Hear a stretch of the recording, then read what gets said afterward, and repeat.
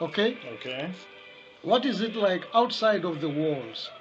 And then that had a lot of contextual meaning for me, that folk can see that, listen, they look at that church, look at how they do the liturgy, listen to their music, listen to their preacher. You get my drift? Okay. Because when they're closed up, you say, come to my church. It's a closed up thing. Nobody Sees. sees what you're doing. And then you also have competitors, like the more charismatic, who are in big tents and so on, and are using loud hailers. And sometimes they don't even have solid theology that you had. So I thought that was a good thing that was coming out of the COVID thing. I see. Because even out of all kinds of disasters, including Hiroshima, a good comes out. In a way, yes. Yeah, a good comes out ultimately. So I was thinking that, listen, I was advising people, are you thinking about a post-COVID church? A post-COVID church. Okay. And I was looking to the US, what they were doing in the US. Oh. They were caught up in the US. In the US, they were not as creative. They were just cheating the people. They were. They were cheating the grandmas. Listen, the church. They had to. All right. What they were doing because they are, you know, out and out capitalists that died in the wool capitalist. They would pretend that we are giving grannies, senior citizens, old papas, we are giving them communion. Let them come out of their apartments and their houses, come to the street corner, and we'll give them communion. With limited numbers, of course, and social distancing and all that. Yeah, but they would cover a very broad radius. Yeah. Because they needed the tithe as well. Nobody talked about that. Those people were dropping in the tithe. I know I was a pastor. When you went to those old ladies and you said, I don't need no nothing today, I just brought communion, they would refuse and, no, I must give you something, pastor. I must give you something, pastor. They believed in giving you something. And those guys banked on that. They exploited that mentality that those people will be forced to give. You No understand? matter By their what. own compulsion, Of out course, of their own volition. I mean, people have a certain mindset if they are to be engaged in church activity. You have to have a certain mindset. Who must have a mindset? Everyone. The preacher and the people. Congregation. Okay. The parish itself. So what mindset are you talking what to? What I'm now? talking about is you have to have the mindset of generosity. Generosity. Giving. Oh yes, yes. Mm.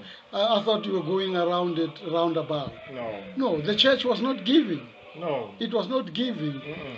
It had to give at that time. Yes. Yes. I told a colleague of mine, where I was then, I said to him, listen, get yourself a motorbike. You have two or more cars in your possession right now. But get yourself a motorbike.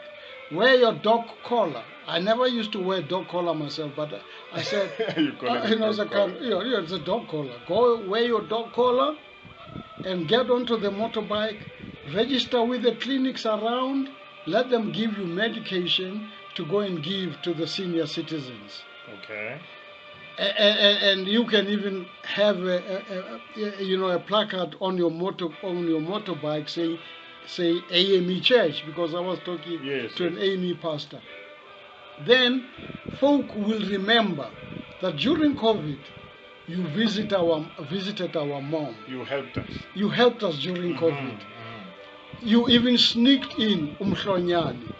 You understand what I mean? You sneaked in what you could. You sneaked in what you could. If you had something that was brewed at home, and you thought you could vouch for, you sneaked it in. For those who say who would be receptive of it, you say, no, I'll bring you, and just in small doses. A mixture of, say, black, what do you call this thing? All right, honey, a mixture of turmeric. Yeah, those kinds of things. Herbs. You understand what I mean? Yes, yes. The black pepper, and so on. You will have a small dose. Because I used to give people stuff like that, mhlonyani, in small doses, because I'm not qualified medical pharmaceutical man. medicine person, and so on. Yes. So you could take that risk instead of giving them communion, so that you can steal from them. That's what people were doing during COVID. That's what they were doing. It's a shameful piece of our recent history. Yes, which means they derived their religion of servanthood. They were not servants. They were not serving Yes. the public. They were not serving the public. They were serving themselves through the pretext of COVID and communion. That's COVID right. Communion. COVID which is communion. very weird. COVID communion. You can call it COVID yes, communion. COVID communion. And perhaps we should entitle this COVID communion. Yeah. You know what I mean? Yes. So what I'm trying to say really is that if religion is going down, it has itself to blame. Yes. If churches are going down today, they have themselves to blame, because people never saw anybody coming to them, and they were afraid in the time of need. In the time in of their need. time of need, they never saw.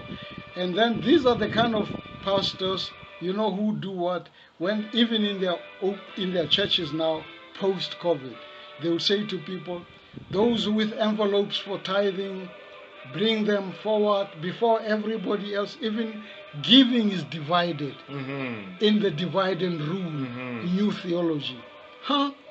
They open the Bible and they say, put it in the Bible. You understand what I mean?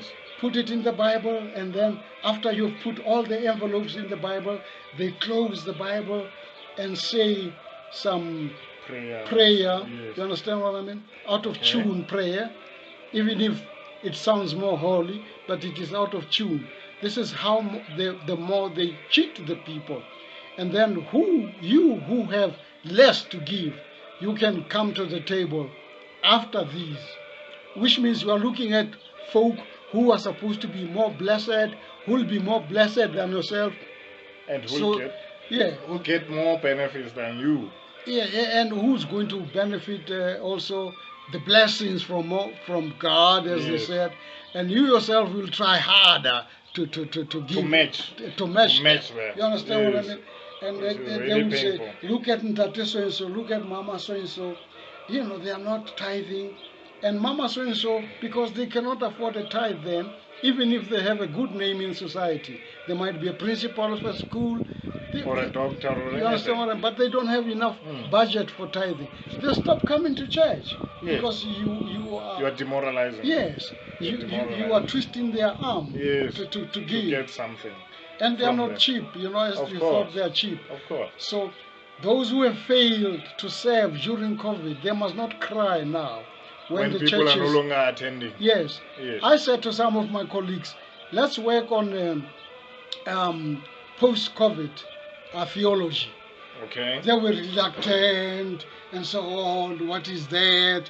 They've never heard about it. Well, if they've never heard about it, there was never COVID in the first place. They've never heard of COVID. Yes. You understand what I mean?